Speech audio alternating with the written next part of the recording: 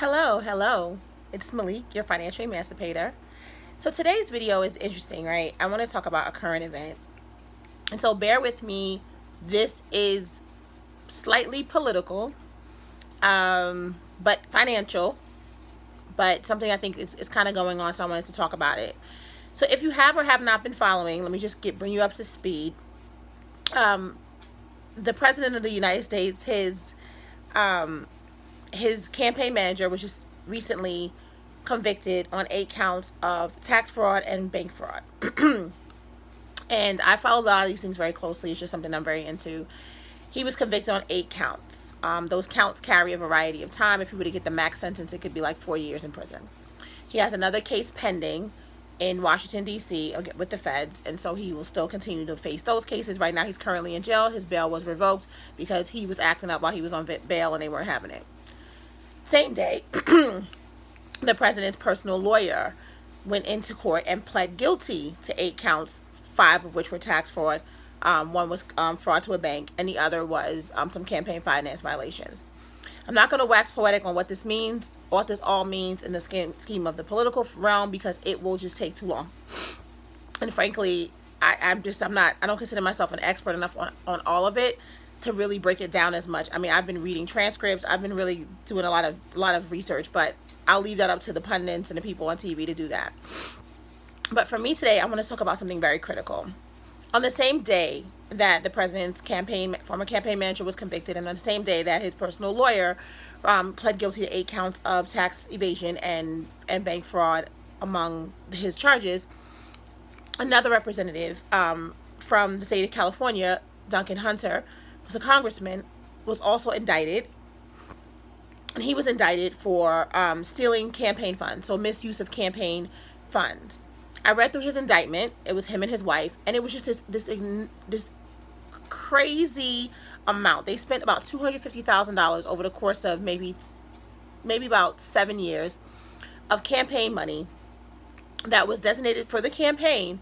They used that money for their own personal life because they were overextending themselves. They were living beyond their means. At different points in time, if you read this indictment, and you can find it anywhere online, they were taking money from the campaign by buying groceries, paying their utilities and stuff from the campaign, which is not allowed, just as an FYI. If you ever work on a campaign, not allowed. They were taking that money that he was fundraising. He was fundraising this money, and he was getting people to give it to him under the guidelines that he was going to use it for his campaign. And they were using it to supplement their lifestyle. At one point, many points as a matter of fact, they were broke. Their own bank accounts were in a negative. They were overdrawn. Times when they had $8 in their bank account and they were taking money, going out to have fancy dinners on the campaign. So it was just one of those examples of just like someone living beyond their means. And this is why I want to talk about this, because this is not something that's restricted to a certain group of people. People in general tend to live beyond their means, and because they're keeping up with lifestyles, it doesn't matter who you are.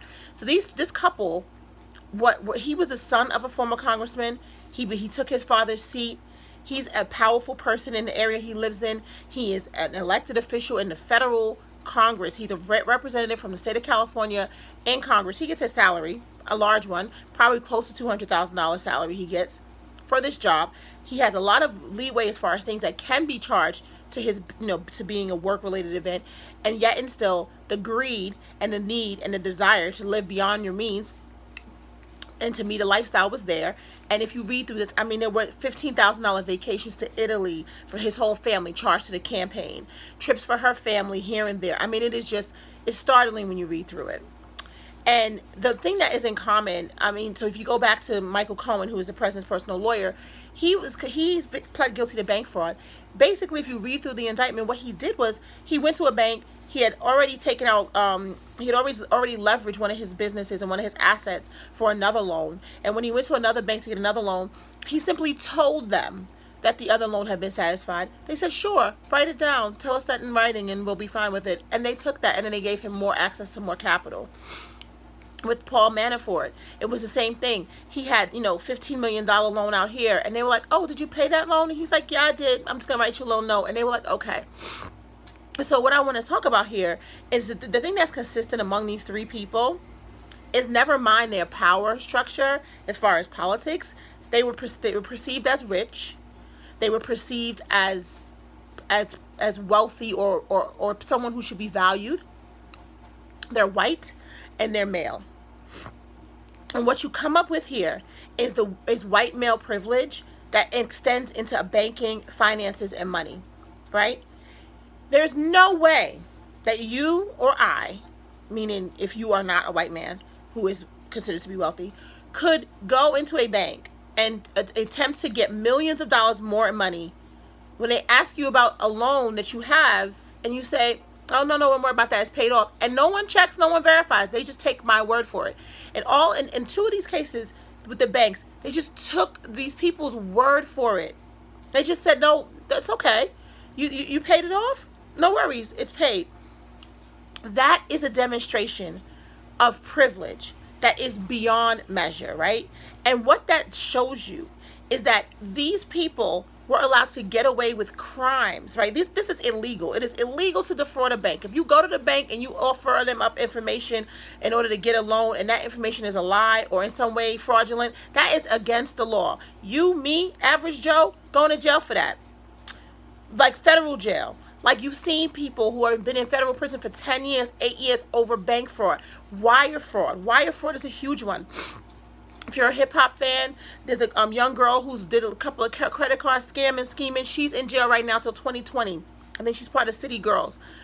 This is a crime that most of us will be convicted for, will be caught very quickly, convicted, and sent to jail.